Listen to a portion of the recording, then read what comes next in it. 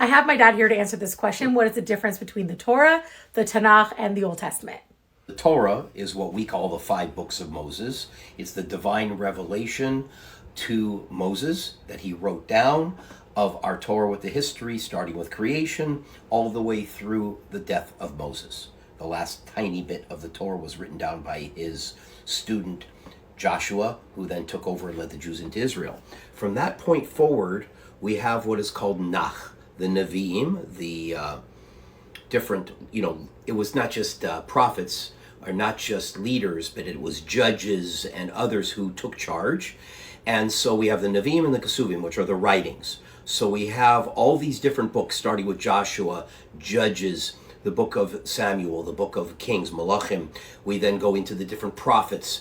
We have from there the writings and the different Megillas, the different scrolls, the story of Esther, the one of what we call Shir HaShirim, Song of Songs, Psalms, Psalms, Psalms, and all those different writings. And it concludes with the Sefer Divrei HaYamim, a compendium of a Jewish timeline called Chronicles 1 and 2.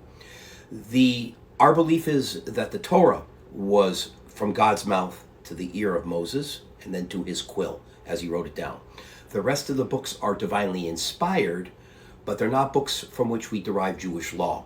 They're books and stories and writings and history and inspiration and prophecy, all taking place from about the period of the death of Moses, okay, with the Torah being given in 1313 BC in the modern calendar, Moses dying 40 years later. From that period all the way through until the destruction of the first temple, that is the period of what we call Nach, the Nevi'im and the Kesuvim. And then after that, the only books that we have of Jewish heritage are really only the book of Maccabees and a few other writings. We have very, very, very little until the development of law, Jewish law, and the writings of Rashi and the Rambam and the Ramban and all these scholars. We have very, very little for quite a while. So from the period of about the destruction of the first temple all the way through until the period of about the Crusades, we have very, very little actually written down. And what about the New Testament? Okay, so the New Testament, in Christianity, after the death of Jesus, and then with the movement of, I can't remember if it was Peter or Paul, who they call... I think it was Peter. Yeah, but those are English names that were given much, much, much later. Yeah. When he was on the road to Damascus, there was this revelation he believed, that they say he had, and the New Testament derived from that. That's the Christian belief in what we call successionalism. In Judaism, we don't believe in that. Successionalism means that the New Testament succeeds the Old Testament, and we now go with that. So you no longer have to keep the Sabbath or keeping kosher or all these different things the way Jews do. It was all done very differently. In Judaism, we follow the Torah.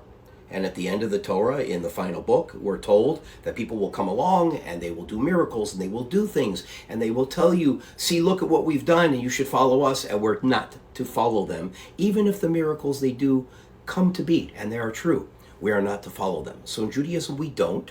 People have a hard time understanding that. But the reality is that the New Testament did not even come along until, remember, the Torah was given in 1313 BC.